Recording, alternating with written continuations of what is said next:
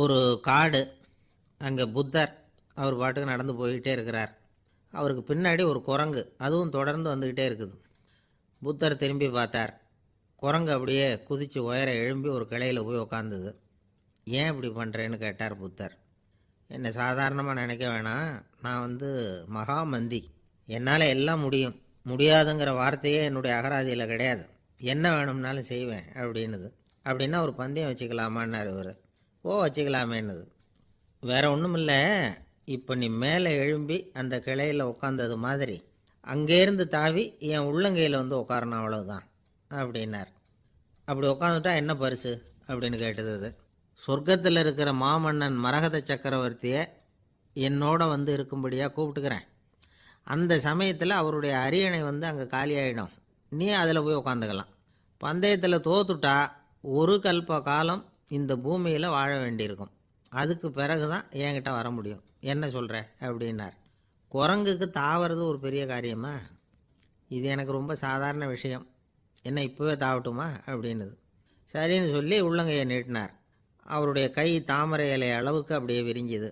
குரங்கு சௌகரியமாக உட்கார்றதுக்காக. குரங்கு தாவறதுக்கு தயாராச்சு. அதுக்கு முன்னாடி ஒரு சின்ன யோசனை அதுக்கு. இந்த கிளையிலேருந்து அந்த கைக்கு தாவறது எனக்கு ரொம்ப அற்பமான ஒரு வேலை, இது ரொம்ப சாதாரணம், என்னுடைய கௌரவத்துக்கு இது சரியாக இருக்காது. அதனால் நான் என்ன பண்ண போகிறேன்னா, இங்கேருந்து கிளையிலேருந்து அப்படியே உயர எழும்ப போகிறேன். எழும்பி மேல் உலகம் போய் அங்கே ஒரு சுற்றிவிட்டு அதுக்கப்புறம் அங்கேருந்து நேராக இந்த கையில் உட்கார போகிறேன் அப்படின்னு நினச்சிது. என்ன யோசிக்கிற அப்படின்னார் புத்தர். ஒன்றும் இல்லை, இந்த பாயிரம் பார் அப்படின்னு சொல்லி தாவி உயர போயிட்டுது. கொஞ்ச நேரத்தில் வான உலகத்துக்கே போய் சேர்ந்துட்டுது. அங்கே போய் பார்த்தா அங்கே ஒரு 5 பளிங்கு தூண்கள் இளம் சிவப்பு நிறத்தில் நின்றுக்கிட்டு இருக்குது. குரங்கு நினச்சிக்கிட்டது, புத்தர்கிட்ட போய் இந்த பளிங்கு தூண்களை பார்த்தோம்னு சொன்னால் அப்படியே திகைச்சு போயிடுவார், இந்த தூணில் ஏதாவது அடையாளம் செஞ்சுட்டு போகணும் அப்படின்னு அந்த இடத்துல மிதந்துக்கிட்டே நினச்சிது. உடனே ஒரு தூணில் எழுதிச்சு. என்ன எழுதிச்சுன்னா, ஒரு மகா ஞானி இங்கே வந்துட்டு போகிறார் அப்படின்னு எழுதிச்சு. எழுதிவிட்டு அப்படியே கீழே தாவி புத்தரோட உள்ளங்கையில் உட்காந்துது. எப்படி பார்த்தீங்களா என்னுடைய வேலை? வான உலகத்துக்கே போய் அங்கே இருக்கிற 5 பளிங்கு தூண்களை பார்த்துட்டு அதில் நான் வந்த விவரத்தை எழுதி வச்சுட்டு அதுக்கப்புறம் இங்கே வந்திருக்கிறேன் அப்படின்னுது ரொம்ப பெருமையாக. அப்படியா அப்படின்னார் புத்தர். ஆமாம், சந்தேகமாக இருந்தால் வாங்க, அழைச்சிட்டு போய் காட்டுறேன் அப்படின்னுது அந்த குரங்கு. அதுக்கு தேவையில்லை, அப்படியே கொஞ்சம் கீழே குனிஞ்சு பார்த்து தெரியும் அப்படின்னார் புத்தர். அங்கே பார்த்தா புத்தரோட உள்ளங்கை தெரிஞ்சுது. நல்லா உத்து பார்த்துது. அவரோட ஒரு விரலில் அது எழுதிய வாசகம் தெரிஞ்சுது. குரங்கு யோசனை பண்ணிச்சு, அப்படின்னா வானத்தில் நான் பார்த்தது புத்தரோட விரல்களா அப்படின்னு யோசிச்சுது. இதை புரிஞ்சுக்கிட்ட உடனே அந்த குரங்கோட கர்வம் அழிஞ்சு போச்சான். நம்ம மனசு தான் இந்த குரங்கு. மனம்ங்கிறதும் ஆணவங்கிறதும் ஒரு நாணயத்தின் 2 பக்கங்கள். மனம் உள்ளவரை ஆணவமும் இருக்கும். மனம் அழிஞ்சாதான் ஆணவம் அழியும். மனம் அழிய வேண்டும் அப்படின்னு பெரியவங்க சொல்கிறது இந்த அர்த்தத்தில் தான். நம்ம ஆளுங்க சவால் விடுறதெல்லாம் வேறு மாதிரி. ஒருத்தன் ஒரு வாய்க்காலை தாண்டுறேன்னு பந்தயம் கட்டி தாண்ட முடியாமல் வாய்க்காலில் விழுந்து காலை உடச்சிக்கிட்டு கட்டு போட்டுக்கிட்டு வந்தான். ஏன்டா அப்படின்னு கேட்டாங்க. நான் பந்தயம் கட்டின நேரம் சரியில்லை அப்படின்னா. எப்படிறான்னு கேட்டிருக்காங்க. வாய்க்காலில் தண்ணி இருக்கிற நேரமாக பார்த்து பந்தயம் கட்டியிருக்கணும் அப்படின்னா. ஒருத்தர் ரொம்ப கவலையோடு உட்காந்துருந்தார். எதை பற்றி சார் கவலைப்படுறீங்கன்னு கேட்டோம். எதிர்காலத்தை பற்றி கவலைப்படுறேன்னார். ஏன்னு கேட்டோம். என்ன பண்ணுறதுன்னே தெரியல சார், எதிர்காலம் ஒரே இருட்டாக இருக்குது, பாதையே புரியலன்னார். இன்றைக்கி நம்ம இளைஞர்கள் பல பேருக்கு எதிர்காலம் இருட்டாக தான் தெரியுது. அவங்கெல்லாம் இந்த கதையை கொஞ்சம் கேட்கணும். ஒரு மலை அடிவாரத்தில் ஒரு சின்ன கிராமம். அந்த மலை ரொம்ப உயரமானது. அடர்த்தியாக செடி கொடிகள் மரங்கள் அதில் மண்டி கிடக்குது. பகல் வேளையில் இருட்டாக தான் இருக்கும், அவ்வளோ அடர்த்தி. அந்த மலை உச்சியில் ஒரு கோவில். நாள் ராத்திரியே புறப்பட்டாதான் காலையில் அந்த கோயிலுக்கு போய் சேர முடியும். கிராமத்து இளைஞன் ஒருத்தன் அந்த மலை உச்சிக்கு போக வேண்டியிருந்தது. கையில் ஒரு விளக்கை எடுத்துக்கிட்டு நாள் ராத்திரியே புறப்பட்டான். புறப்பட்டு போனவன் கிராமத்து எல்லையிலேயே நின்றுட்டான். ஏன் தெரியுமா? அவன் கையில் இருந்த விளக்கோட வெளிச்சம் 10 அடி தூரத்துக்கு தான் தெரியுது. அது வரைக்கும் தான் பாதை தெளிவாக இருக்குது. அதுக்கு அப்பாலெல்லாம் ஒரே இருட்டாக இருக்குது, பாதை புரியல. இவன் யோசனை பண்ணி பார்த்தான். மனசுக்குள்ள ஒரு சந்தேகம். 10 அடி தூரம் தானே வெளிச்சம் தெரியுது, அப்படின்னா நாம் 10 அடி தூரம் தானே போக முடியும், அதுக்கும் அந்தாண்ட ஒரே இருட்டாக இருக்குதே, அதில் எப்படி நாம் நடந்து போகிறது, நாம் ரொம்ப தூரம் நடந்து போய் ஆகணுமே, அப்படிப்பட்ட நினப்பெல்லாம் அவனுக்கு வந்துவிட்டுது. இதுதான் அவன் மனசில் ஏற்பட்ட தயக்கம். இப்படி யோசிச்சுக்கிட்டே அந்த இளம் ஆசாமி புறப்பட்ட இடத்துலையே நின்றுக்கிட்டு இருக்கிறான். அந்த சமயத்தில் ஒரு வயசான பெரியவர் அந்த பக்கமாக வந்தார். அவர் கையில் இதை விட சின்னதாக ஒரு விளக்கு வச்சுருந்தார்.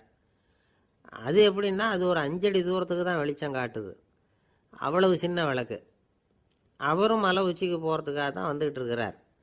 அவரை பார்த்து இவன் கேட்டான், என்ன பெரியவரே, இவ்வளவு சின்ன விளக்க வச்சுக்கிட்டு அவ்வளவு தூரத்துக்கு எப்படி மலையேற போகிறீங்க அப்படின்னு கேட்டான். நீ ஏன் இப்படி தயங்கிட்டே நிற்கிறேன்னு கேட்டார் பெரியவர். என்கிட்ட இருக்கிற விளக்கு 10 அடி தூரத்துக்கு தான் பாதையை காட்டுதுன்னா. இப்போ பெரியவர் சொன்னார், தம்பி, உன் கையில் இருக்கிற விளக்கு கொடுக்குற வெளிச்சத்தை வச்சு நீ முதல்ல 10 அடி தூரம் முன்னாடி போ, 10வது அடியில் போய் நின்றுக்கிட்டு பாரு, மறுபடியும் ஒரு 10 அடி தூரத்துக்கு பாதை தெரியும். இப்படி உன் கையில் இருக்கிற விளக்கு தொடர்ந்து வெளிச்சம் காட்டிக்கிட்டே இருக்கும். நீ முன்னேற முன்னேற அந்த வெளிச்சமும் முன்னேறும். அதனால் எத்தனை கிலோமீட்டர் தூரம் வேணும்னாலும் நீ இந்த 10 அடி தூரம் வெளிச்சத்தை வச்சுக்கிட்டே நீ போயிடலாம், புறப்படு அப்படின்னார். இப்போ தான் அந்த பெரியவர் சொன்னது இளைஞனுக்கு பளிச்சுன்னு புரிஞ்சுதான். உடனே உற்சாகமாக புறப்பட்டான், உச்சிக்கு போய் சேர்ந்தான்.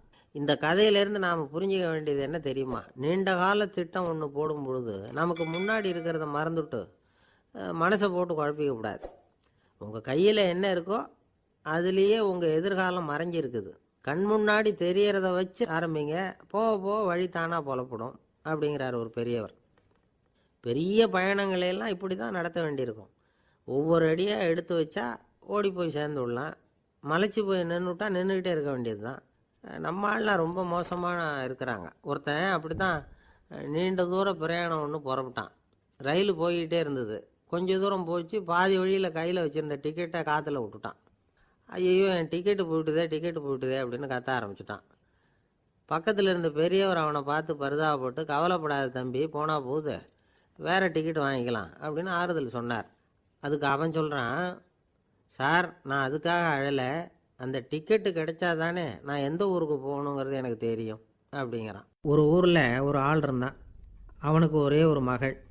அவளை நல்ல இடத்துல கட்டி கொடுக்கணும்னு ஆசைப்பட்டான். அதுக்காக மாப்பிள்ளை தேடிக்கிட்டு இருந்தான். அவன் கொஞ்சம் வசதியான ஆள், அதனால் நிறைய பேர் வந்தாங்க. இருந்தாலும் ஒரு நல்ல குணமுள்ள மாப்பிள்ளையாக இருக்கணும் அவன் எதிர்பார்த்தான். அப்படி இருக்கணும்னு தொடர்ந்து முயற்சி பண்ணான். கடைசியாக ஒரு 3 பேர் கிடைச்சாங்க. அந்த 3 பேரில் யாரை தேர்ந்தெடுக்கிறது, இதுதான் அவனுக்கு வந்த குழப்பம். இந்த நிலைமையில் ஒரு பெரியவரை தேடி போனான். அவர்கிட்ட தன்னுடைய பிரச்சனையை சொன்னான். அவர் கொஞ்சம் யோசனை பண்ணார். அதுக்கப்புறம் 3 பேரையும் கூப்பிட்டார். இதை பாருங்கப்பா, உங்கள் 3 பேருக்கும் 3 மாத கால அவகாசம் தர்றேன். நீங்கள் இப்போ போகலாம், 3 மாதம் கழித்து திரும்பி வரலாம். அப்படி வரும்பொழுது இந்த 3 மாத காலத்தில் நீங்கள் செஞ்ச நல்ல காரியம் ஏதாவது ஒன்று சொல்லணும். அதை வச்சு உங்களில் ஒருத்தரை நாங்கள் தேர்ந்தெடுத்துக்கிறோம் அப்படின்னு சொன்னாராம். 3 பேரும் சரின்னு சொல்லிவிட்டு திரும்பி போயிட்டாங்க. 3 மாதம் ஆச்சு. அதுக்கப்புறம் ஒரு நாள் திரும்பி வந்தாங்க. அவர் அவங்கள கூப்பிட்டு உட்கார வச்சார். அப்புறம் கேட்டார், இப்போ சொல்லுங்கள், இந்த 3 மாத காலத்தில் நீங்கள் செஞ்சுருக்கிற ஏதாவது ஒரு நல்ல காரியத்தை சொல்லுங்கள் அப்படின்னார். முதல்ல ஒருத்தன் எழுந்திரிச்சு நின்னான். ஐயா, எங்கள் அப்பா இறந்த பிறகு அவரோட கணக்கு வழக்குகளை எடுத்து பார்த்துக்கிட்டு இருந்தேன். அவர் ஒரு வியாபாரிகிட்ட 10,000 ரூபா கடன் வாங்கியிருக்கிறதாக எழுதியிருந்தார். அந்த வியாபாரியும் இப்போ உயிரோடு இல்லை. இருந்தாலும் அந்த வியாபாரியோட மகனை தேடி கண்டுபிடிச்சேன். கணக்கு புத்தகத்தை காட்டினேன். எங்கள் அப்பா உங்கள் அப்பா கிட்ட 10,000 ரூபா கடன் வாங்கியிருக்கிறதாக இதை எழுதியிருக்கிறார். அதனால் அதை திருப்பி கொடுக்கறதுக்காக வந்திருக்கிறேன், இந்தாங்க அந்த பணம் அப்படின்னு சொல்லி கொடுத்துட்டு வந்துட்டேன் அப்படின்னு நானும். இதை பெரியவர் கவனமாக கேட்டுக்கிட்டார். அதுக்கப்புறம் 2வது இளைஞன் எழுந்திரிச்சான். ஐயா, நான் போன மாதம் ஒரு நாள் ராத்திரி வேளையில் ஒரு காட்டுப்பாதை வழியாக எங்கள் ஊருக்கு போய்கிட்டு இருந்தேன். அந்த சமயத்தில் அந்த வழியாக வந்துக்கிட்டு இருந்த ஒரு வழிப்போக்கர்கிட்ட 4-5 திருடர்கள் வம்பு வளர்த்து அவர்கிட்ட இருந்த பொருளை எல்லாம் கொள்ளையடிச்சிக்கிட்டு இருந்தாங்க. நான் உடனே ஒரு குச்சியை எடுத்துகிட்டு ஓடினேன். அந்த திருடர்களை அடித்து விரட்டினேன். பொருளையெல்லாம் மீட்டு அந்த வழிப்போக்கர்கிட்ட ஒப்படைச்சேன். அவரை பத்திரமா அழைச்சிக்கிட்டு போய் அவர் வீட்டில் விட்டுட்டு வந்தேன் அப்படின்னு நானும். இதையும் பெரியவர் கவனமாக கேட்டுக்கிட்டார். அடுத்தபடியாக 3வது இளைஞன் எழுந்திரிச்சான். ஐயா, போன மாதம் ஒரு நாள் நான் ஒரு மலைப்பாதை வழியாக போய்கிட்டு இருந்தேன். மலைப்பாதை விளிம்பில் ஒரு மதகு கட்டை, அது மேலே ஒரு ஆள் படுத்து தூங்கிட்டு இருந்தான். அந்த பக்கம் தவறி உருண்டு விழுந்திருந்தான்னா அதில் பாதாளம். அது மலையடி வாரத்தில் போய் தான் விழணும், அவ்வளவு பள்ளம். அது தெரியாமல் அவன் பாட்டுக்கு தூங்கிட்டு இருந்தான். நான் உடனே அவன்கிட்ட ஓடி போய் குனிஞ்சு அவன் முகத்தை பார்த்தேன். அப்போ தான் புரிஞ்சுது, அவன் ஏற்கனவே எனக்கு தெரியும். அவனை எனக்கு நிறைய கெடுதல் பண்ணியிருக்கிறான், இடைஞ்சல் கொடுத்தவன். இருந்தாலும் ஐயோ பாவம்னு நினச்சி அவனை எழுப்பி பாதுகாப்பாக வேற ஒரு இடத்துல படுக்க வச்சுட்டு வந்தேன் அப்படின்னானா. பெரியவர் இதையும் கேட்டுக்கிட்டார். அதுக்கப்புறம் அவங்க 3 பேரையும் பார்த்து, நீங்கள் போகலாம், நாங்கள் யோசித்து முடிவு பண்ணி உங்களுக்கு சொல்லி அனுப்புகிறோம் அப்படின்னாராம். அந்த இளைஞர்கள் புறப்பட்டு போயிட்டாங்க. அதுக்கப்புறம் அந்த பெண்ணோட அப்பாவை பார்த்து சொன்னார், இந்த 3 பேருமே நல்ல பிள்ளைங்க தான், அதில் ஒன்றும் சந்தேகம் இல்லை. இருந்தாலும் இந்த 3 பேர் செஞ்ச செயல்களையும் ஒப்பிட்டு பார்க்க வேண்டியிருக்கு. முதல் இளைஞன் நேர்மைக்கு எடுத்துக்காட்டாக விளங்குறான். இந்த காலத்தில் இது மாதிரி இளைஞர்களை பார்க்குறது ரொம்ப கஷ்டம்தான். இருந்தாலும் அவன் கடமையை தான் செஞ்சான். 2வது இளைஞன் நல்ல வீரன், தைரியசாலி. ஒரு வீரன் எதை செய்யணுமோ அதைத்தான் இவன் செஞ்சான். இவன் ஒரு லட்சிய மனிதன். 3வது இளைஞன் தன்னுடைய பகைவனுக்கே உதவி செஞ்சுருக்கான். அவன் உயிரை காப்பாற்றியிருக்கிறான். பகைவனுக்கு அருள்வதுங்கிறது ஒரு சாதாரண மனுஷனால் செய்யக்கூடிய காரியம் இல்லை. பகையை மறக்கிறதும் பகைவனுக்கு அருள்வதும் தெய்வீக பண்புகள். அதனால் இவனையே உன்னுடைய மகளுக்கு ஏற்ற மாப்பிள்ளையா தேர்ந்தெடுக்கலாம் அப்படின்னு சொன்னாங்களாம். ஒரு நல்ல நாளில் அவங்களுக்கு திருமணம் நல்ல விதமாக நடந்து முடிஞ்சுதான். இது சுவாமி சின்மயானந்தர் சொல்லியிருக்கிற ஒரு கதை. இதிலேருந்து நாம் புரிந்து கொள்ள வேண்டிய ஒரு கருத்து, நமக்கு கெடுதல் பண்ணவங்களுக்கும் நாம் நல்லது செய்யணும். ஆனால் நடைமுறையில் அப்படி நம்மளால் செய்ய முடியறதில்ல. அதுதான் சிக்கல். நம்மால் ஒருத்தங்கிட்ட கேட்டேன், ஏண்டா உன்னுடைய பகைவன் ஒருத்தன் அது மாதிரி ஒரு மலைப்பாதை மதகு கட்டையில் படுத்திருந்தா உடனே நீ என்ன நினைப்ப அப்படின்னு கேட்டோம். இது ஒரு அருமையான சந்தர்ப்பம்னு நினைப்பேன் அப்படின்னா. எதுக்குன்னு கேட்டோம். அவனை அந்த பக்கமாக உருட்டி கீழே தள்ளுறதுக்கு அப்படின்னா. ஒரு அம்மா, அவங்களுக்கு 35 வயசு இருக்கும். குடும்பத்தில் எந்த கஷ்டமும் இல்லை. இருந்தாலும் காரணம் இல்லாமல் பிள்ளைங்க பேரில் கோவப்படுறது, எரிஞ்சு விழுறது அவங்க வழக்கம். பிள்ளைங்க அழும். உடனே அவங்க மனசும் சங்கடப்படும். இன்னொரு அம்மா, நல்ல வேலையில் இருக்கிறவங்க, வாரத்துக்கு ஒரு தடவையாவது தலைவலி வந்துடும். இவங்களுக்கெல்லாம் உடம்புல எந்த கோளாறும் இல்லை, மனசு மட்டும் சரியாக இருக்காது. தூக்க மாத்திரை கையில் வச்சுருப்பாங்க. 30-35 வயசுடைய பெண்களுக்கு சர்வசாதாரணமாக காணப்படுகிற மனக்கோளாறு இது. இதுக்கு பேர் மனவாட்டம், டிப்ரெஷன், மனமடிவு அப்படின்னு சொல்லலாம். இந்த நோய்க்கு அறிகுறி என்ன தெரியுமா? மனசில் வருத்தமான உணர்வு இருக்கும். அடிக்கடி அழலாம் போல தோணும்.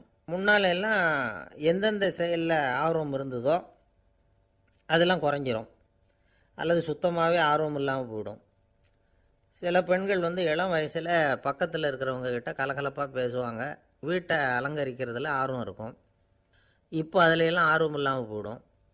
எந்த வேலை செஞ்சாலும் சீக்கிரம் களைப்பு அடைஞ்சுடுறது மாதிரி ஆகிடும்.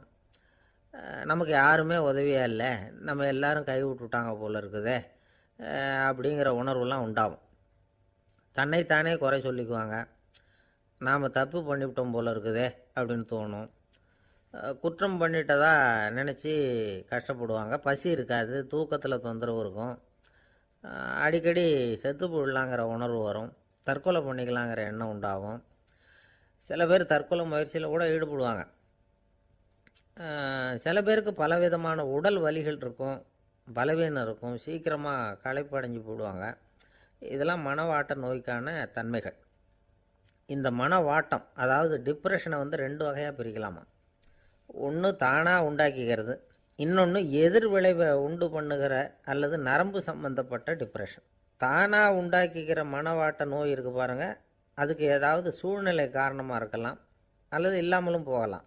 மூளையில் டொப்பாமைன் அல்லது செரட்டோனின் இதோட அளவு குறையும் பொழுது இந்த டிப்ரெஷன் உண்டாகுது. இதுக்கு ஓரளவு பிறவி காரணங்கள் கூட இருக்கலாம். குடும்பத்தில் வேறு சிலருக்கும் வரலாம்.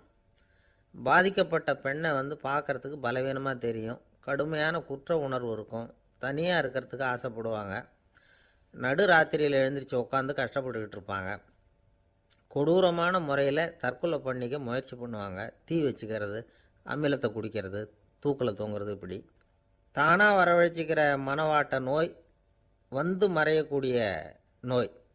ஒரு தடவை வந்தால் 3லேருந்து 6 மாதம் வரைக்கும் நீடிக்கும். இடைப்பட்ட காலங்களில் நோயாளி இயல்பாக இருப்பார். எதிர் விளைவை உண்டு பண்ணுகிற அல்லது நரம்பு சம்பந்தப்பட்ட மன வாட்ட நோய் எப்படின்னா, கணவன் மனைவி மாமியார் மருமகள் இப்படிப்பட்ட உறவு முறை பிரச்சனைகள், தோல்விகள், எரிச்சல்கள், ஆஃபீஸு பிரச்சனை, இப்படிப்பட்ட சூழ்நிலையால் உண்டாகிறது. எல்லாத்துக்கும் மருந்து இருக்குது, மார்க்கம் இருக்குது, கவலைப்பட வேண்டியதில்லை, தைரியமாக இருக்கணும். உளவியல் மருத்துவம் இதுக்கு ரொம்ப உபயோகமாக இருக்கும். சில பெண்களை பாருங்கள், அவங்க எதுக்கும் அலட்டிக்கிறது இல்லை. ஒரு அம்மா அப்படி தான் தன்னுடைய கணவனை அழைச்சிக்கிட்டு ஒரு மனநோய் மருத்துவர்கிட்ட வந்தாங்க. டாக்டர், எங்கள் வீட்டுக்காரர் திடீர்னு ஒரு மாதிரி ஆயிட்டார், வித்தியாசமாக நடந்துகிறார். எப்படின்னா, இவர் தன்னையே ஒரு ஒட்டடை பூச்சியாக நினச்சிக்கிட்டு இருக்கிறார். அப்படி நினச்சிக்கிட்டு தன்னுடைய தலையாலேயே வீட்டில் உள்ள ஒட்டடையெல்லாம் தொடச்சிக்கிட்டு இருக்கிறார் அப்படின்னாங்க. எவ்வளவு நாளாக அப்படி இருக்குதுன்னு கேட்டார் டாக்டர். ஒரு வாரமாக அப்படி இருக்குது அப்படின்னாங்க அந்த அம்மா. அப்படின்னா முன்னாடியே ஏன் அழைச்சிட்டு வரல அப்படின்னு கேட்டார் டாக்டர். வீடு பூரா சுத்தமாகட்டுமேனு பார்த்துக்கிட்டு இருந்தேன் டாக்டர் அப்படின்னாங்களாம் அந்த அம்மா. ஒரே ஒரு ஊரில் ஒரு பாதிரியார் இருந்தார். ரொம்ப நாள் சந்தோஷமாக வாழ்ந்தார். ஒரு நாள் அவர் மடத்து சமையல் அறையில் பாத்திரங்களை கழுவி துலக்கி சுத்தப்படுத்திக்கிட்டு இருந்தார். அந்த சமயத்தில் ஒரு தேவ தூதன் அவர் முன்னாடி வந்து நின்னான். இவர் நிமிர்ந்து பார்த்தார். ஆண்டவர் என்னை உங்ககிட்ட அனுப்பியிருக்கிறார், பரலோகத்தில் வாசம் செய்யறதுக்கு உங்களுக்கு நேரம் வந்துட்டுது அப்படின்னு அந்த ஆள். ஆண்டவருக்கு என்னோட ஞாபகம் வந்ததுக்கு நன்றி. ஆனாலும் இப்போ இங்கே நீயே பாரு, எவ்வளவு பாண்டங்கள் பாக்கி இருக்குது, இவ்வளவையும் நான் சுத்தப்படுத்த வேண்டியிருக்கு. நான் நன்றி கெட்டவனாக இருக்க விரும்பலை. இந்த பணியை முடிக்கிற வரைக்கும் என்னுடைய பரலோக வாழ்வை தள்ளி வைக்க முடியுமா? நீ என்ன நினைக்கிற அப்படின்னு கேட்டார். தேவதூதன் தனக்கே உரிய விவேகத்தோட அன்போட பாதிரியாரை பார்த்தான். சரி, என்ன செய்யலாம்ங்கிறத அப்புறம் சொல்கிறேன் அப்படின்னு சொல்லிவிட்டு புறப்பட்டு போயிட்டான். ஒரு நாள் அந்த பாதிரியார் தோட்டத்தில் உள்ள களைகளையெல்லாம் ஒரு களை கொத்தியால் கொத்தி களை எடுத்துக்கிட்டு இருக்கிறார். அந்த சமயத்தில் இந்த தேவதூதன் மறுபடியும் அவர் முன்னாடி நிற்கிறான். பாதிரியார் பார்த்தார். இதை பாரு, இந்த தோட்டம் பூராவும் எவ்வளவு களை மண்டி கிடக்கு, பரலோகம் கொஞ்ச காலம் எனக்காக பொறுத்திருக்கலாம்னு நீ நினைக்கிறியா அப்படின்னு கேட்டார். தேவதூதன் சிரிச்சுக்கிட்டே மறுபடியும் மறைஞ்சிட்டான். மறுபடியும் அவர் களை எடுக்கிறது, தானிய களஞ்சியத்துக்கு வர்ணம் பூசுறது, இப்படிப்பட்ட வேலைகளில் ஈடுபட்டிருக்கார். இன்னொரு நாள் ஒரு மருத்துவமனையில் நோயாளிகளை கவனிச்சிக்கிட்டு ரொம்ப தீவிரமாக இருக்கிறார் அந்த பாதிரியார். ஒரு நோயாளியோட தாகத்துக்கு தண்ணீர் கொடுத்துட்டு நிமிர்ந்து பார்க்குறப்போ தேவதூதன் மறுபடியும் அவர் முன்னாடி நிற்கிறான். இந்த தடவை பாதிரியார் தன்னலமற்றவராக பேரன்பை காட்டக்கூடிய வகையில் தன்னுடைய 2 கைகளையும் உயர்த்தியபடி தேவதூதனின் கவனத்தை பிணியால் வாடக்கூடிய நோயாளிகளின் பக்கம் திருப்பினாராம். தேவதூதன் ஒன்றும் சொல்லலை, மறைஞ்சிட்டான். அன்னைக்கு சாயந்தரம் பாதிரியார் மடத்தில் உள்ள தன்னுடைய அறைக்கு போய் இளைப்பாறினார். யோசித்து பார்த்தார். தேவதூதனையும் தேவதூதனின் விருப்பத்தையும் பல நாள் தள்ளி போட்டு வந்ததையும் அவர் ரொம்ப நினச்சி பார்த்தார். திடீர்னு தான் முதுமை அடைகிறதையும் சோர்வு அடைகிறதையும் உணர்ந்தார். ஆண்டவரை நினச்சார். ஆண்டவரே, உம்முடைய தூதனை மறுபடியும் என்கிட்ட அனுப்புனா நான் சந்திக்கிறதுக்கு ஆவலாக இருக்கேன் அப்படின்னு சொல்கிறப்பவே தேவதூதன் பக்கத்தில் நின்னான். பாதிரியார் நிமிர்ந்து பார்த்தார். நீ இப்போவே என்னை அழைச்சிக்கிட்டு போக விரும்பினா நான் பரலோகத்துக்கு வர்றதுக்கு தயாராக இருக்கேன்னார். தேவதூதன் அந்த பாதிரியாரை அன்போடவும் விவேகத்தோடவும் பார்த்து, நீங்கள் என் கூட பரலோகத்துக்கு வர்ற தயாராக இருக்கிறதா சொல்கிறீங்க, ஆனால் நீங்கள் இது வரைக்கும் வேறு எங்கே இருந்து தான் நினைக்கிறீங்க அப்படின்னானா. அப்படின்னா இது வரைக்கும் இருந்த இடம்தான் பரலோகம் அப்படிங்கிறத உணர்த்தியிருக்கிறான். பரலோகம்னா என்னென்னு புரிஞ்சுக்கிறதுக்கு இந்த சம்பவம் நமக்கு உதவியாக இருக்குது. தொண்டு செய்கிறத விட பெரிய செயல் வேறு எதுவும் இருக்க முடியாது. அது நம்ம மனசுக்கு கொடுக்குற சுகத்தை வேறு எதுவும் கொடுக்க முடியாது.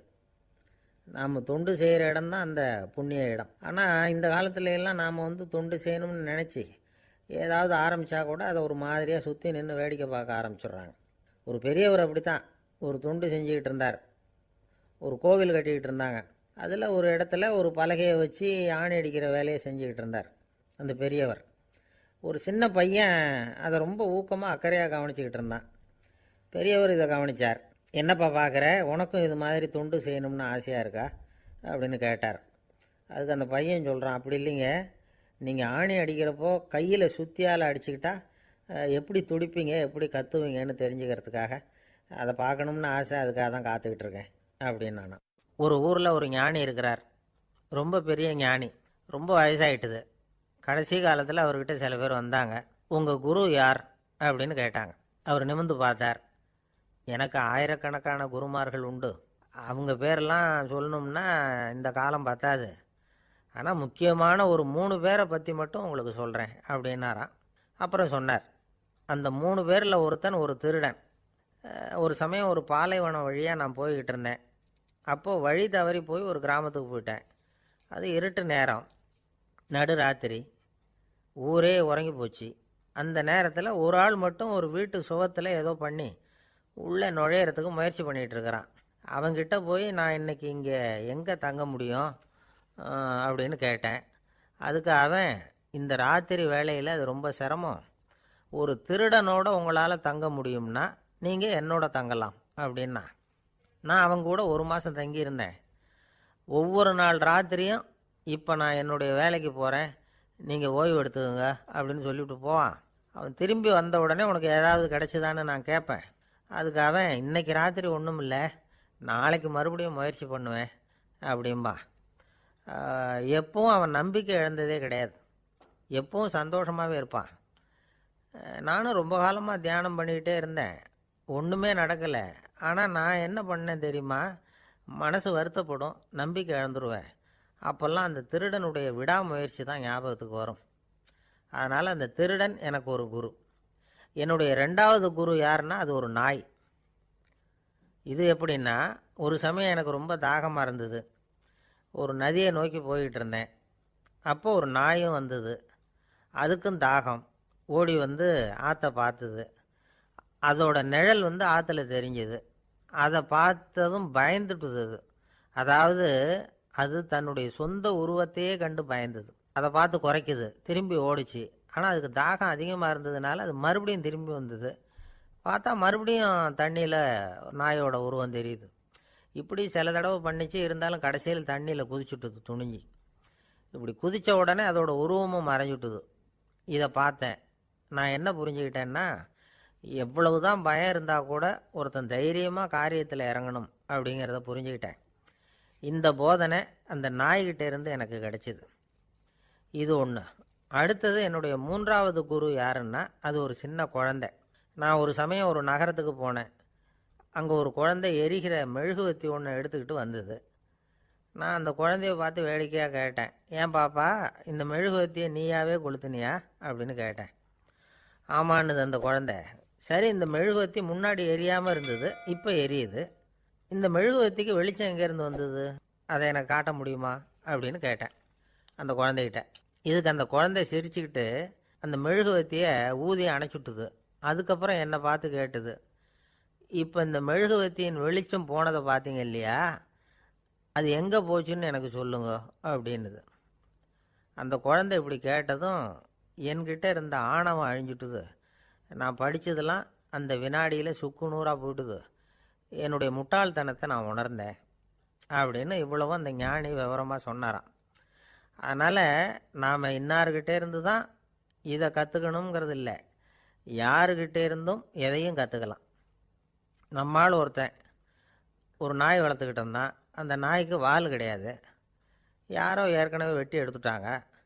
இந்த நாய் தான் சார் எனக்கு குரு, அதுக்கிட்டே இருந்து கூட நான் பாடம் கற்றுக்கிட்டு இருக்கிறேன் அப்படின்னா. அப்படி என்ன கற்றுக்கிட்டேன் இந்த வால் இல்லாத நாய்கிட்டே இருந்து அப்படின்னு கேட்டோம். நாம் யாருக்கிட்டேயும் வாலாட்டக்கூடாது அப்படிங்கிற பாடத்தை அதுக்கிட்டே இருந்து தான் நான் கற்றுக்கிட்டேன் அப்படின்னா. ஒருத்தர் சிகரெட்டும் கையுமா வந்தார். சார், இந்த புகைப்பிடிக்கிற பழக்கத்தை நிறுத்தி போடணும்னு தான் பார்க்குறேன், முடியலேன்னார். புகைப்பிடிக்கிறத நிறுத்துறது ரொம்ப சுலபம் சார் அப்படின்னார் இன்னொருத்தர். எப்படி சொல்கிறீங்கன்னு கேட்டார் அவர். நான் கூட ஏற்கனவே 10 தடவை அந்த பழக்கத்தை நிறுத்தி இருக்கிறேன் சார் அப்படின்னார் இவர். இதிலேருந்து என்ன தெரியுது, புகைப்பழக்கத்தை திடீர்னு விட்டு விடுறதுங்கிறது ரொம்ப கஷ்டம்னு தெரியுது. இருந்தாலும் இது சம்பந்தமான ஆராய்ச்சி, அனுபவம், இது ரெண்டையும் அடிப்படையாக வச்சு சில வழிமுறைகளை சொல்கிறாங்க. அதாவது புகைப்பிடிக்கிறத நிறுத்துறதுக்கு 10 வழிகள் உண்டு அப்படின்னு சொல்கிறாங்க. அது என்னங்கிறத தெரிஞ்சுக்கிட்டா உபயோகப்படுதான்னு பார்க்கலாமே. முதல் கருத்து என்னன்னா, கொஞ்ச நாளைக்கு புகைப்பிடிக்கிற நண்பர்களை விட்டு விலகி இருக்கணும். இதனால் புகைப்பிடிக்கிற ஆசை குறையும். அந்த பழக்கத்தை மறுபடியும் ஆரம்பிக்கப்படாதுங்கிற எண்ணம் உறுதிப்படும். 2வது கருத்து, புகைப்பிடிக்கிறதை எதிர்த்து தீவிரமாக பிரச்சாரம் செய்ய ஆரம்பிச்சிடணும். அது அடுத்தவங்களுக்கும் உபயோகப்படும், உங்களுக்கும் உபயோகப்படும். உங்கள் உள்ளுணர்வை அது தூண்டும், உங்களை உறுதி கொள்ள வைக்கும். மூன்றாவது கருத்து என்னென்னா தினமும் 2 தடவை குளிக்கணும். எப்படி தெரியுமா? முதல்ல வெது வெதுப்பான தண்ணீர், அப்புறம் குளிர்ந்த தண்ணீர், இப்படி மாறி மாறி குளிக்கணுமா. 4வது கருத்து உடற்பயிற்சிகள் செய்யணும். மூச்சு வாங்குற மாதிரியான பயிற்சிகள் ரொம்ப நல்லதான். பிராணாயாமம் அப்படிங்கிற மூச்சு பயிற்சி ரொம்ப நல்லதுங்கிறாங்க. அப்புறம் 5வது கருத்து சாப்பாடு மிதமாக இருக்கணும், சீராக இருக்கணும். பச்சை காய்கறிகள், பழங்கள் சாப்பாட்டில் சேர்த்துக்கலாம். அடிக்கடி கொஞ்சம் கொஞ்சமாக சாப்பிட்டு ரத்தத்தில் சர்க்கரையின் அளவை பராமரிக்கணும். இது நரம்புகளை அமைதிப்படுத்தும். 6வது கருத்து என்னென்னா ரொம்ப நேரம் பசியோடு இருக்கக்கூடாது. புகைப்பிடிக்கிறத நிறுத்த முயற்சி செய்யும் பொழுது எடை குறைப்பு நடவடிக்கைகளை மேற்கொள்ளக்கூடாது. 7வது கருத்து காப்பி, தேநீர், மதுபானம், அப்புறம் போதைப் பொருள்கள் கலந்த உணவுகள் இதெல்லாம் வேணாம். புகைப்பிடிக்கிறத அதெல்லாம் ஊக்கப்படுத்தும். கடுகு, மிளகு, அப்புறம் காரமான பொருள்களை தவிர்க்கணும். உப்பு அளவை குறைக்கணும். தினமும் 10 குவளை தண்ணீராவது குடிக்கணும். வெறும் தண்ணி புகைப்பிடிக்கிற ஆவலை தணிக்குதான். 8வது கருத்து கையில் சிகரெட்டு, புகையில ஏதாவது இருந்தால் உடனே தூக்கி எறிஞ்சிருங்க. அது கையில் இருக்கிற வரைக்கும் புகைப்பிடிக்கிற ஆசை வந்துக்கிட்டே இருக்கும். 9வது கருத்து என்னென்னா இறை நம்பிக்கை உள்ளவங்க புகைப்பிடிக்கிற எண்ணம் வர்றப்போவெல்லாம் பிரார்த்தனை செய்ய ஆரம்பிச்சுடலாம். 10வது கருத்து உங்களுக்கு ரொம்பவும் வேண்டியவங்க யாரோ அவங்கக்கிட்ட எல்லாம் நீங்கள் புகைப்பிடிக்கிறத நிறுத்தி விட்டதா சொல்லிவிடுங்க.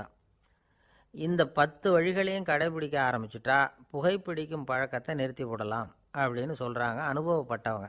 முயற்சி பண்ணி பார்க்கலாம். ஒரு முக்கியமான இடத்துல நின்றுக்கிட்டு இருந்தார் ஒருத்தர். அங்கே இன்னொருத்தர், ஏன் சார் இந்த இடத்துல சிகரெட் பிடிக்கலாமா அப்படின்னு அனுமதி கேட்டார். இந்த இடத்துல சிகரெட் பிடிக்கக்கூடாதுங்க அப்படின்னாரு இவர். நீங்கள் இப்படி சொல்கிறீங்க, ஆனால் இந்த இடத்துல கீழே நிறைய சிகரெட் துண்டுகள் கிடக்குதே, அவங்கெல்லாம் யார்? அவங்கெல்லாம் உங்கள் மாதிரி என்கிட்ட அனுமதி கேட்காதவங்க அப்படின்னாராம் இவர். இந்த உலகத்தில் எவ்வளவோ உயிரினங்கள் இருக்குது. ஒவ்வொன்றும் ஒவ்வொரு விதமாக சண்டை போடுது. இப்போ 2 மாடு சண்டை போட்டுக்குதுன்னு வச்சுங்க, என்ன பண்ணும்? 2 முட்டிக்கும். அதுக்கு சண்டை போடுறதுக்கு ஆயுதமாக உபயோகப்படுறது அதோட கொம்பு. 2 சேவல் சண்டை போட்டுக்குதுன்னு வச்சுங்க, அதுக்கு ஆயுதமாக உபயோகப்படுறது அதோட கால், நகம்.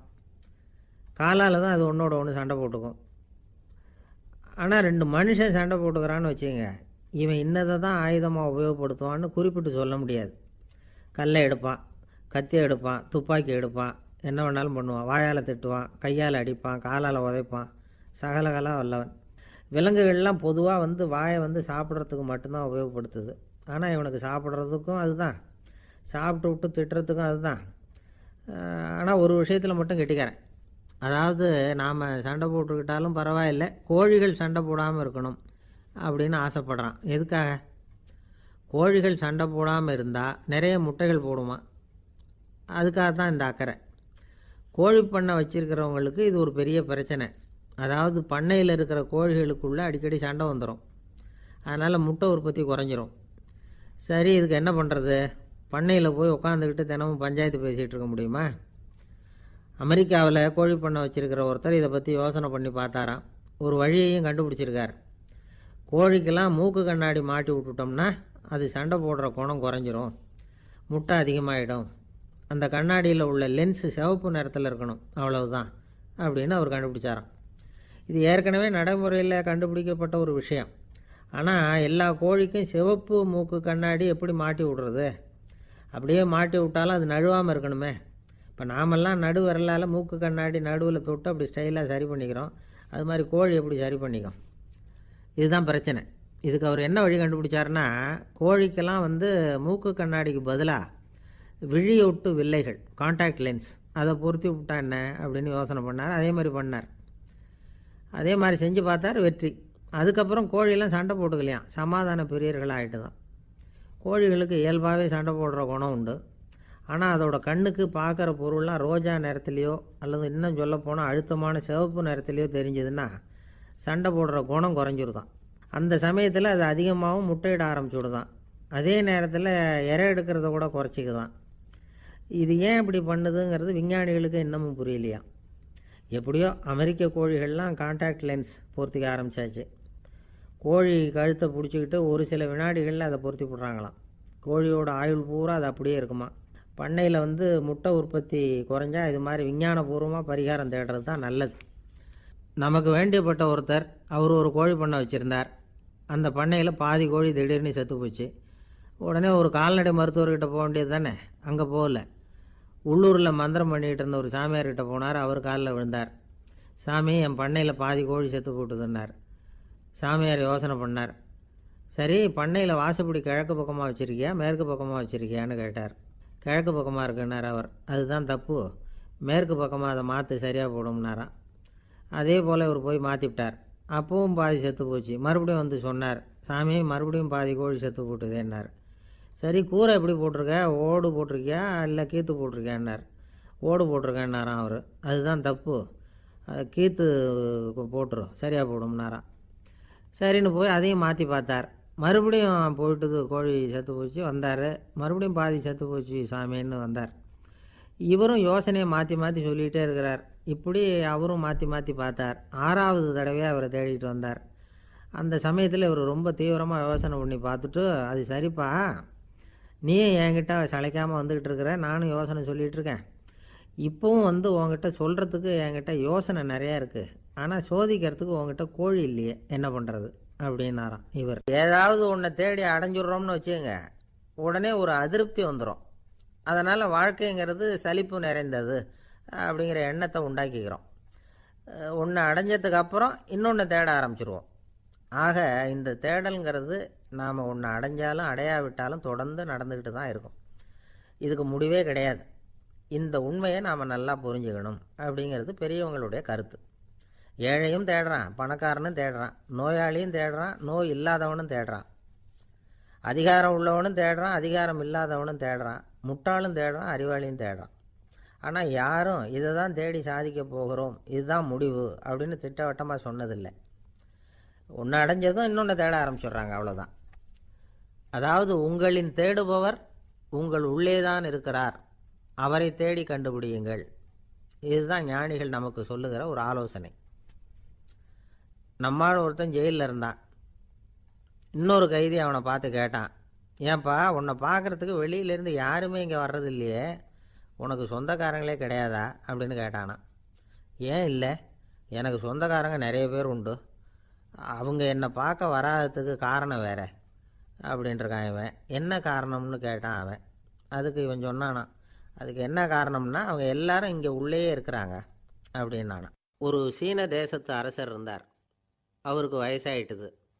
அவருக்கு அடுத்தபடியாக அவருடைய புள்ள பட்டத்துக்கு வரணும், ஆட்சி பொறுப்பை ஏற்றுக்கணும். ஒரு நல்ல தலைவனுக்கு இருக்க வேண்டிய பண்புகள்லாம் தன்னுடைய மகனுக்கு இருக்கணும்னு விரும்பினார் அந்த அரசர். அதனால் இளவரசனை பக்கத்தில் இருந்த ஒரு குரு கிட்ட அனுப்புனார். இளவரசன் அவர்கிட்ட போய் சேர்ந்தான். அந்த குரு என்ன பண்ணார் தெரியுமா, இவனை பார்த்து சொன்னார், இதை பாருப்பா, நீ என்ன பண்ணுற, இப்போவே பக்கத்தில் இருக்கிற காட்டுக்கு போ, நடுக்காட்டில் போய் ஒரு இடத்துல உட்காந்துக்கோ, அங்கே என்னென்ன சத்தம்லாம் உன் காதில் விழுதுன்னு கவனித்து கேளு, உன் காதில் விழுந்த ஓசைகள் என்னென்னங்கிறத என்கிட்ட வந்து சொல்லு, அதுதான் எனக்கு தெரியணும், உனக்கு வேலையும் அதுதான் அப்படின்னு சொல்லி அனுப்பி வச்சுட்டார். இளவரசன் காட்டுக்கு போனான். குரு சொன்னபடியே ஒரு இடத்துல உட்காந்து கவனித்து கேட்டான். அதுக்கப்புறம் குருக்கிட்ட திரும்பி வந்தான். என்னென்ன சத்தம்லாம் கேட்ட அப்படின்னு கேட்டார் குரு. குருவே, காட்டில் நான் பறவைகள் சத்தம்லாம் கேட்டேன், மிருகங்களின் ஓசையையும் கேட்டேன், இதை தவிர இடி மின்னல் மழை இதுகளோட சத்தத்தையும் கேட்டேன் அப்படின்னா. குரு யோசனை பண்ணார், நீ இன்னமும் சரியாக கேட்கல, அதனால் மறுபடியும் காட்டுக்கு போ, கொஞ்ச நாள் தங்கியிருந்து கேட்டுட்டு வா அப்படின்னார். இளவரசனுக்கு ஒன்றும் புரியல. இருந்தாலும் குருவின் கட்டளையாச்சே, மறுக்க முடியுமா? உடனே அவன் மறுபடியும் காட்டுக்கு போனான். ஒரு இடத்துல உட்காந்தான். கொஞ்ச நேரம் உன்னிப்பாக கவனித்து கேட்டான். சில நாள் கழித்து குருக்கிட்ட திரும்பி வந்தான். குருவே, இந்த தடவை சில துல்லியமான சத்தங்களை எல்லாம் கேட்டான். தேனி பறக்கிற சத்தம், நீரோடையின் மெல்லிய ஓசை, இதெல்லாம் கேட்டேன்னா. குரு சிரித்தார். நீ மறுபடியும் காட்டுக்கு போ, இன்னும் சில நாள் அங்கே இரு, முழுமையாக கவனமாக கேட்டுக்கிட்டு வா அப்படின்னு சொல்லி அனுப்பி வச்சுட்டார். இளவரசனுக்கு குழப்பம் அதிகமாயிட்டுது. ஒன்றுமே புரியல. மறுபடியும் காட்டுக்கு போனான். மௌனமாக ஒரு இடத்துல உட்காந்துட்டான். அப்படியே தியானத்தில் ஆழ்ந்துட்டான். சில நாளில் அவனுக்கு இதுவரை கேட்காத ஓசைகள்லாம் கேட்க ஆரம்பிச்சிட்டுது. இதைத்தான் நான் கேட்கணும்னு என்னுடைய குரு எதிர்பார்த்துருக்கிறாருங்கிறத புரிஞ்சுக்கிட்டான். உடனே குருக்கிட்ட ஓடனான். குருவே, இந்த தடவை காதுகளுக்கு கேட்க முடியாத சில ஓசைகளை கூட என்னால் உணர முடிஞ்சுது. பூ மலருகிற ஓசை, சூரியனால் பூமி சூடாகிறப்போ எழுகிற ஓசை, காலை பனித்துளியை இந்த புல்லுலாம் குடிக்கிற ஓசை, இது எல்லாம் என்னால் நல்லா கேட்க முடிஞ்சுது அப்படின்னா. குருவுக்கு இப்போ தான் திருப்தி ஏற்பட்டு தான். இளவரசனை பார்த்து சொன்னார், இதை பாருப்பா, இப்போ தான் நாட்டை ஆளுகிற தகுதி உனக்கு வந்திருக்குது அப்படின்னு சொல்லி அதுக்கு விளக்கமும் கொடுத்தாராம். எந்த அரசன் தன்னுடைய மக்களின் இதயம் பேசுகிற மௌன மொழியை மௌன வார்த்தைகளை கேட்குறானோ அவன்தான் ஆள தகுதி உள்ளவன். எந்த அரசன் தன்னுடைய மக்களின் உணர்ச்சிகளை உண்மையாக உணர்றானோ அவன்தான் முதன்மையான அரசன். போலி வார்த்தைகளை மட்டும் கேட்டுட்டு பல மௌன ராகங்களை காதில் வாங்கிக்காதவன் அரசனே இல்லை. எந்த நாட்டில் எப்போ ஒரு அரசன் தன்னுடைய மக்களின் உணர்ச்சிகளை கேட்க மறுக்கிறானோ அன்னையிலேருந்தே அந்த நாடு அழிய தொடங்குது அப்படின்னு அர்த்தம். இதுதான் அந்த குரு இளவரசனுக்கு போதிச்சது. வாயால் பேசுகிறத மட்டும் கேட்டு ஏமாறக்கூடாது, உணர்ச்சிகளையும் கேட்குறதுல தான் மனப்பக்குவம் உண்டாகும். மக்கள் உணர்ச்சிகளை புரிந்து கொள்ளாத அரசர்கள் நீடிச்சிருக்க முடியாது. அது மாதிரி நாடுகளில் அடிக்கடி குழப்பம் தான் உண்டாகும். அப்படி இருந்தால் அடிக்கடி ஆட்சி மாறிக்கிட்டு இருக்கும். அப்படிப்பட்ட ஒரு தேசம், அங்கே ஒரு சிறைச்சாலையில் 3 கைதிகள் பேசிக்கிட்டு இருந்தாங்க. ஒருத்தன் சொன்னான், நான் இந்த நாட்டு ராஜாவை எதிர்த்து பேசிக்கிட்டு இருந்தேன், அதனால் என்னை பிடிச்சி கொண்டாந்து இங்கே போட்டுட்டாங்க அப்படின்னா ஒருத்தன். இன்னொருத்தன் சொன்னான், நான் இந்த நாட்டு ராஜாவை ஆதரித்து பேசிக்கிட்டு இருந்தேன், அதனால் என்னை பிடிச்சி கொண்டாந்து இங்கே தள்ளிவிட்டாங்க அப்படின்னா. அது சரி, நீ என்ன தப்பு பண்ண அப்படின்னு சொல்லி 3வது ஆளை பார்த்து இவங்க கேட்டாங்க. அதுக்கு அந்த ஆள் சொல்கிறான், நான் தான் இந்த நாட்டு ராஜா அப்படின்னானா. ஒரு ஆசாமி வேகமாக ஓடிக்கிட்டு இருந்தான். ஏன் இப்படி ஓடுறேன்னு கேட்டார் இன்னொருத்தர். அங்கே ஒரு ஆள் அடிபட்டு கிடக்கிறான், அதை பார்த்தேன், உடனே ஓடுறேன்னா. எங்கேன்னு கேட்டார். ஆஸ்பத்திரிக்குன்னா. ஒரு ஆள் அடிபட்டு கிடக்கிறத பார்த்தா உடனடியாக நாம் செய்ய வேண்டியது முதல் உதவி, அதுக்கப்புறம் தான் ஆஸ்பத்திரி. இன்றைக்கி விபத்துங்கிறது சர்வசாதாரணமாக நடந்துக்கிட்டு இருக்குது. வாகன விபத்து, வெடிகுண்டு விபத்து, தீ விபத்து, கட்டடம் சரியறது, பூகம்பம், இப்படி நிறைய நடக்குது. ஒரு விபத்தை பார்த்துட்டா நம்மளில் பல பேர் நமக்கு என்னத்துக்கு வம்புன்னு ஒதுங்கி போயிடுறதும் உண்டு. சில பேர் துணிஞ்சு கிட்ட போய் உதவி செய்கிறதும் உண்டு. அப்படி உதவி செய்ய நினைக்கிறவங்களுக்கு உபயோகப்படுற தகவல் இது. விபத்தில் காயமடைஞ்சவங்களை 3 பிரிவாக பிரிக்கலாமா.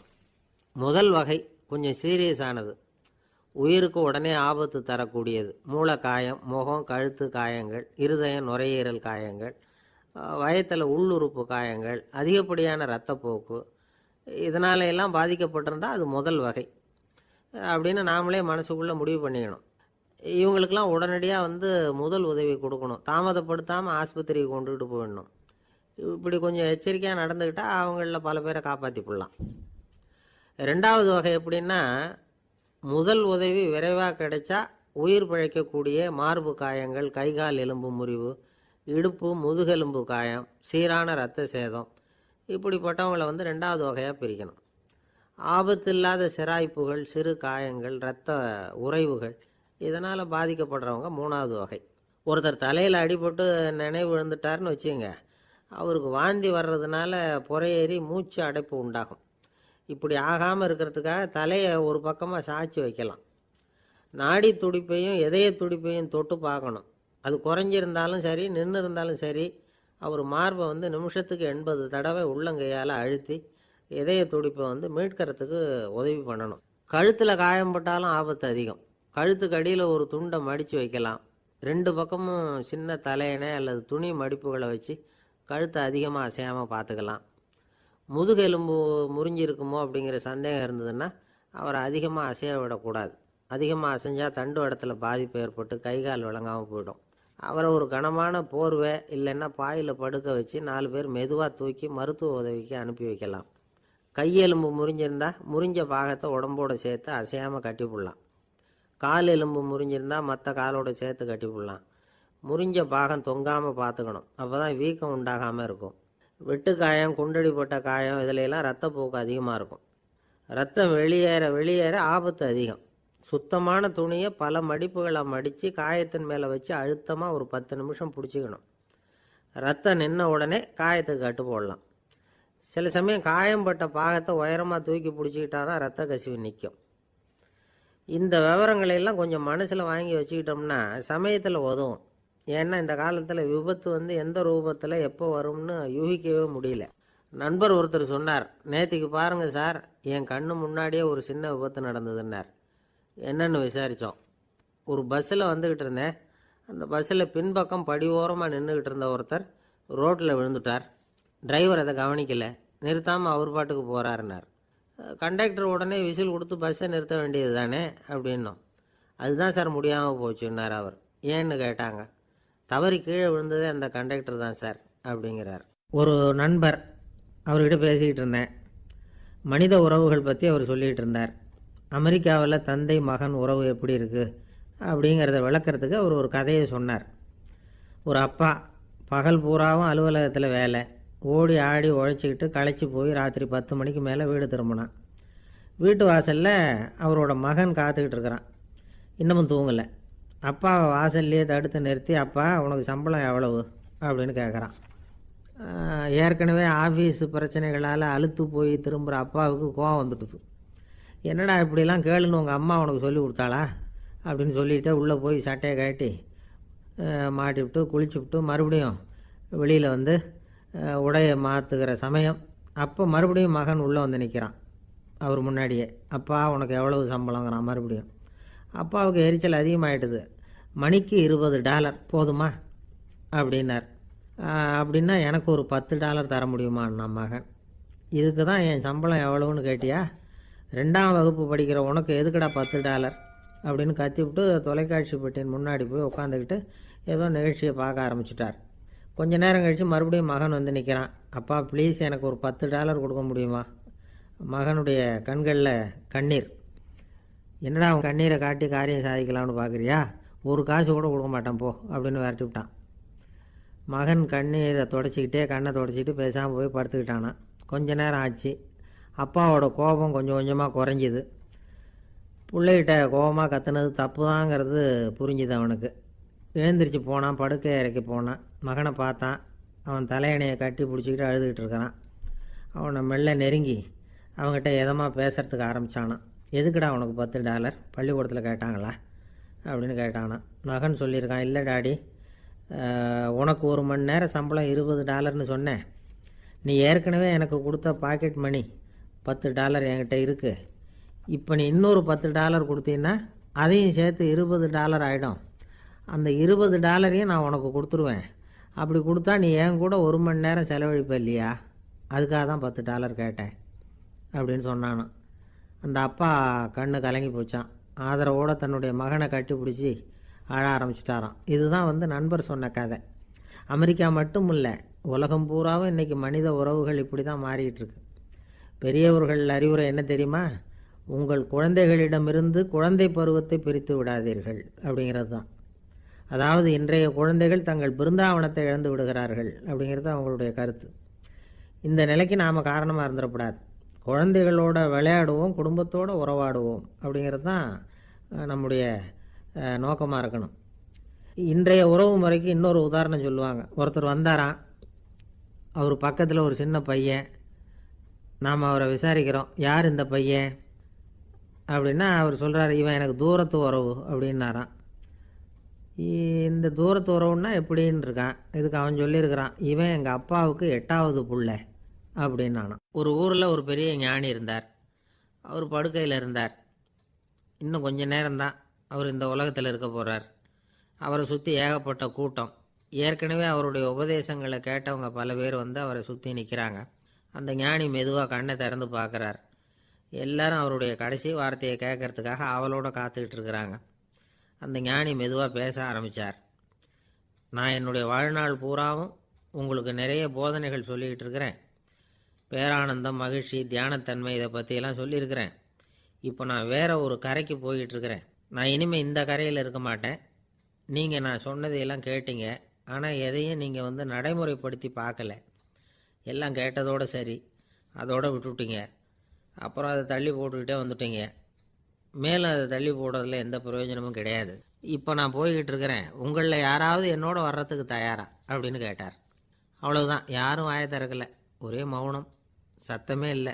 ஒருத்தர் பார்த்துக்கிட்டே நிற்கிறாங்க. அந்த கூட்டத்தில் ஒரு ஆள் அந்த ஞானி கூடவே 40 வருஷத்துக்கு மேலே இருந்திருக்கிறான். அவனும் வாயை திறக்காமல் இன்னொருத்தன் முகத்தை பார்த்துக்கிட்டே நிற்கிறான். இந்த சமயத்தில் பின்னாடி நின்றுக்கிட்டு இருந்த ஒருத்தன் கையை தூக்கினான். ஞானி அவனை பார்த்தார். சரி, ஒருத்தனுக்காவது நம்மோட வர்றதுக்கு தைரியம் இருக்குது அப்படின்னு நினச்சார். ஆனால் அந்த ஆள் என்ன சொன்னான் தெரியுமா? ஐயா, நீங்கள் கேட்குறப்போ நான் உடனே எழுந்திருக்கல, கையை மட்டும்தான் தூக்கினேன். என்ன காரணம்னா, நான் எப்படி அடுத்த கரைக்கு சேர்றதுங்கிறது தெரிஞ்சுக்கிறதுக்காக தான். அந்த விவரத்தை மட்டும் இப்போ உங்ககிட்ட இருந்து நான் தெரிஞ்சுக்க ஆசைப்பட்றேன். ஏன்னா இப்போ நான் உங்கள் கூட வர்றதுக்கு தயாராக இல்லை. எவ்வளவோ காரியங்களை நான் இன்னும் இங்கே முடிக்க வேண்டியிருக்குது. வீட்டுக்கு ஒரு விருந்தினர் வந்திருக்கிறார், என்னுடைய இளைய மகனுக்கு கல்யாணம் பண்ணி வைக்கணும். அதனால் இன்றைக்கி உங்கள் கூட வர முடியாது. அது மட்டும் இல்லை, இப்போ உங்கள் கூட அடுத்த கரைக்கு வந்தால் திரும்பி வர முடியாதுன்னு வேறு சொல்கிறீங்க. அதனால் இப்போ நான் வரல. இன்னொரு நாள் நிச்சயமாக நான் வர்றேங்க, வந்து உங்களை சந்திக்கிறேன். அதனால் இப்போ நீங்கள் இன்னொரு தடவை எங்களுக்கு விளக்கமாக சொல்லணும். ஏற்கனவே பல தடவை சொல்லியிருக்கிறீங்க. தயவு பண்ணி இப்போ ஒரு தடவை சொன்னீங்கன்னா சௌகரியமாக இருக்கும். அந்த அடுத்த கரையை அடையிறது எப்படி, இப்போ ஒரு தடவை அதை விளக்கமாக சொல்லிட்டிங்கன்னா நல்லா ஞாபகப்படுத்திக்குவேன். அது சரியான சமயம் வர்றப்போ இது எனக்கு உதவியாக இருக்கும் அப்படின்னு நானா. ஆனால் உண்மை என்ன தெரியுமா, அந்த சரியான சமயம் வரவே இல்லை அப்படிங்கிறது தான் உண்மை. இப்படி அந்த கதை முடியும். இந்த கதை அந்த ஒரு ஆளுக்கு மட்டும் இல்லை, கிட்டத்தட்ட எல்லாருக்குமே அது பொருந்தும் அப்படிங்கிறாங்க விவரம் தெரிஞ்சவங்க. எல்லாருமே அந்த சரியான தருணத்துக்காக தான் காத்துக்கிட்டு இருக்கிறாங்களாம்.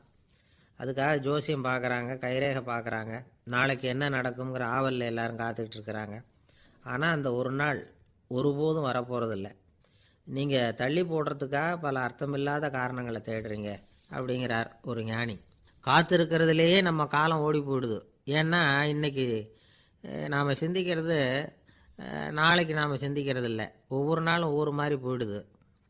நாளைக்கு மறுநாளை பற்றியே சிந்திக்கிறோம். இப்படியே அது பாட்டுக்கு போயிடும். கரையை தொட்டு பார்க்குறது எப்போ, இதுதான் கேள்வி. நமக்கு வேண்டியப்பட்ட ஒருத்தர் ஒரு ரயில்வே பிளாட்ஃபாரத்தில் நின்றுட்டு இருக்கிறார். அங்கே இருக்கிறவங்ககிட்ட கேட்குறாராம், விசாரிக்கிறார், ஏங்க கிழக்க போகிற ரயில் போயிட்டுதுங்களான்னாராம். போயிட்டுதுன்னு இருக்கிறாங்க. கொஞ்ச நேரம் கழித்து ஏங்க மேற்க போகிற ரயில் போயிட்டுதுங்களான்னு கேட்டிருக்காரு. போயிட்டுதுங்களான் இருக்காங்க. அப்புறம் கொஞ்சம் நேரம் கழித்து மறுபடியும் ஏங்க 10:30 மணி வண்டி போயிட்டுதான்னு கேட்டிருக்காரு. தொடர்ந்து காலையிலேருந்து சாயந்தரம் வரைக்கும் இப்படி ஒரே இடத்துல நின்றுட்டு கேட்டுக்கிட்டே இருக்கிறார். இதை பார்த்துக்கிட்டு இருந்த ஒருத்தர் அவர்கிட்ட ஏங்க நீங்கள் எங்கே போகணும் அப்படின்னு கேட்டாராம். இவர் மெதுவாக சொன்னாராம், இந்த ரயில்வே லைனை தாண்டி அந்த பக்கம் போகணும் அப்படின்னாராம். நம்பிக்கை இல்லைன்னா இந்த உலகத்தில் நாம் நடமாடவே முடியாது. அவநம்பிக்கையோடு இருந்துக்கிட்டு இருந்தால் என்றைக்கும் அவஸ்தை தான். நாம் நம்புறது நடக்குதோ இல்லையோ அது வேறு விஷயம். ஆனால் எதையும் நம்பி தான் நாம் அடி வைக்க வேண்டியிருக்கு. வேறு ஒன்றும் வேணாம், ஒரு லாட்ரி சீட்டு வாங்குகிறோம், அது எங்கே நமக்கு விழப்போகுது அப்படிங்கிற அவநம்பிக்கையோடவா வாங்குகிறோம். பரிசு நமக்கு தான் அப்படிங்கிற நம்பிக்கை உள்ளூர இருக்கிறதுனால தான் அதை வாங்குகிறோம். இருந்தாலும் முடிவு வேறு மாதிரி ஆகிடுது. அதுக்காக மனசு சோர்ந்து போகிறதில்ல, அடுத்த மாதமும் சீட்டு வாங்குகிறோம். இந்த நம்பிக்கை தான் மனித வாழ்க்கைக்கு ஆதாரம். ஒரு கடையில் போய் டீ சாப்பிட்றீங்க, அந்த டீ நல்ல டீ தானா, அதில் விஷம் கலந்துருக்குமா அப்படிங்கிற சந்தேகம் வந்துட்டுதுன்னு வச்சுங்க. அதுக்கப்புறம் அதை எப்படி நீங்கள் சாப்பிட முடியும்? நம்பி தான் சாப்பிட்ணும். ரயில் ஒழுங்காக போய் சேருங்கிற நம்பிக்கை இருக்கிறதுனால தான் அதில் ஏறி உட்காடுறோம். லெட்டர் ஒழுங்காக போய் சேருங்கிற நம்பிக்கை இருக்கிறதுனால தான் பெட்டியில் போடுறோம். சரி, நம்ம கதையெல்லாம் நம்மளோட இருக்கட்டும். மனித நம்பிக்கை எந்த அளவுக்கு உறுதியாகவும் அறிவுபூர்வமாகவும் இருக்கணுங்கிறதுக்கு அலெக்சாண்டர் வாழ்க்கையில் நடந்த ஒரு சம்பவத்தை உதாரணமாக சொல்லலாம். இந்த உலகத்தையே ஜெயிக்கணும்னு புறப்பட்டார் அலெக்சாண்டர். ஒரு கட்டத்தில் அவர் சிட்னஸ் நதி கரைக்கு சேர்ந்தார். அந்த சமயத்தில் அவருக்கு கடுமையான நோய் வந்துட்டுது. அவர் கூடவே வந்திருந்த கிரேக்க வைத்தியர்கள் என்னென்னமோ முயற்சியெல்லாம் பண்ணி பார்த்தாங்க. இருந்தாலும் அலெக்சாண்டருக்கு வந்திருக்கிறது என்ன நோய்ங்கிறத அவங்களால கண்டுபிடிக்க முடியல. ஏன்னா அந்த பகுதியில் உள்ளவங்களுக்கு மட்டுமே அதிகமாக வரக்கூடிய ஒரு வினோதமான நோயாக இருந்தது அது.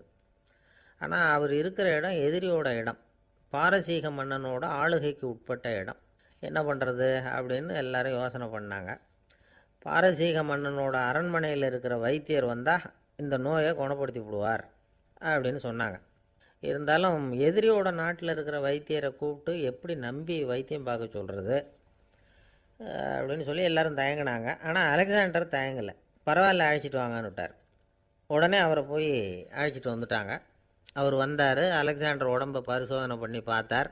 சரி, இதை குணப்படுத்தி விடலாம், பயப்பட வேண்டியதில்லை. ஆனால் இதுக்கு ஒரு மூலிகை ரசம் தயார் பண்ணி கொடுக்கணும். நான் போய் அதை தயார் பண்ணிக்கிட்டு 2 நாளில் திரும்பி வந்துடுறேன் அப்படின்னு சொல்லிவிட்டு போனார் அந்த வைத்தியர். அதே மாதிரி 2 நாளில் திரும்பி வந்தார் மூலிகை ரசத்தோட. இதுக்கு இடையில் அலெக்சாண்டரோட தளபதிகளில் ஒருத்தர் ரகசியமாக ஒரு எச்சரிக்கை கடிதம் கொடுத்து அனுப்பியிருக்கிறான். அதை வாங்கி என்ன விஷயம்னு பார்த்தார். இப்போ உங்ககிட்ட வந்திருக்கிற எதிரி நாட்டு வைத்தியரை நம்பாதீங்கோ, அவன் கொண்டுக்கிட்டு வந்திருக்கிற மூலிகை ரசத்தில் விஷம் கலந்துருக்குது அப்படின்னு அதில் எழுதியிருக்கு. அதை பார்த்தார் அலெக்சாண்டர். இருந்தாலும் கொஞ்சம் கூட அலட்டிக்கலை. வைத்தியர் கொடுத்த மருந்தை வாங்கி கடகடன்னு குடிச்சுட்டார். குடிச்சுட்டு அதுக்கப்புறம் அந்த கடிதத்தில் இருந்த விஷயத்தை அந்த வைத்தியர்கிட்ட சொன்னார். வைத்தியர் திகைச்சு போயிட்டார்.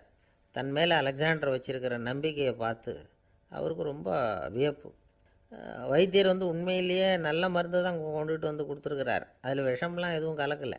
அதுக்கப்புறம் அலெக்சாண்டர் அந்த வைத்தியரை பார்த்து சொன்னாராம், நம்பிக்கைங்கிற அச்சாணியை ஆதாரமாக வச்சுக்கிட்டு தான் இந்த உலகம் சுற்றிக்கிட்டு இருக்குது. எனக்கு எதிரியாக இருந்தாலும் பாரசீக மன்னர் வந்து ரொம்ப பெரியவர். அப்பேற்பட்ட மன்னருடைய அரண்மனை வைத்தியர் தொழில் நேர்மை இல்லாதவராக இருக்க மாட்டார். அப்படி இருந்தால் அவரை வந்து அரண்மனை வைத்தியராக வச்சிருக்கவே மாட்டாங்க அப்படின்னு நம்பினேன். என்னுடைய நம்பிக்கை வீண் போகலை அப்படின்னாராம். இதுதான் மானுட நம்பிக்கைங்கிறது. இந்த காலத்துலேயும் இது மாதிரி இந்த மானுட நம்பிக்கையை ரொம்பவும் சாமர்த்தியமாக கையாளுகிற கெட்டிக்காரங்க சில பேர் இருக்கிறாங்க. இந்த காலத்து குரு, அவருக்கு ஒரு சிஷ்யன். குரு முன்னாடி அந்த சிஷ்யன் ரொம்ப பணிவாக நின்று, குருவே, உங்கள் கையால் விஷத்தை கொடுத்தாலும் அதை வாங்கி மடமடன்னு குடிச்சிருவேன் அப்படின்னா. உன்னுடைய குரு பக்தியை மெச்சினேன் அப்படின்னார் குரு.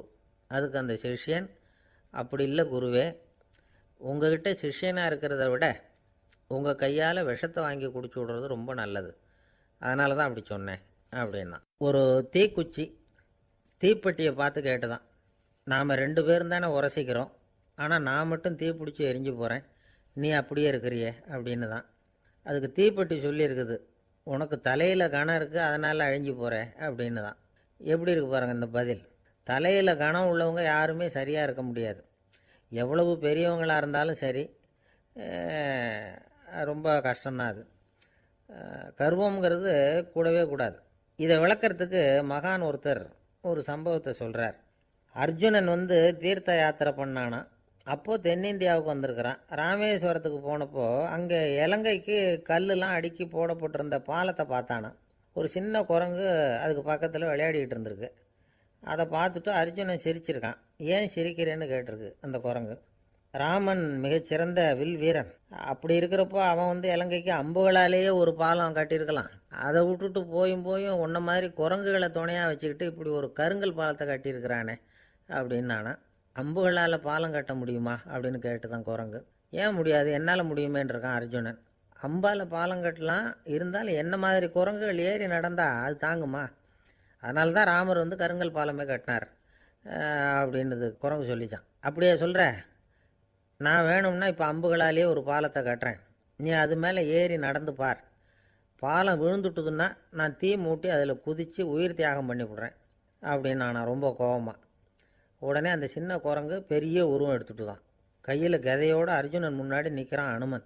பார்த்தா, என்னுடைய தலைவர் ராமரையா இழிவாக பேசுகிற, நீ இப்போ பாலம் கட்டு, நான் என்னுடைய பலத்தை காட்டுறேன் அப்படின்னு அனுமன். அர்ஜுனன் வந்து தன்னுடைய காண்டிபத்தை எடுக்கிறான், சரமாரியாக அம்புகளை விடுறான். அதெல்லாம் ஒன்றோட ஒன்று கோத்துக்கிட்டு அப்படியே பாலம் மாதிரி நிற்கிது. அர்ஜுனன் தலை நிமிர்ந்து நின்னான்.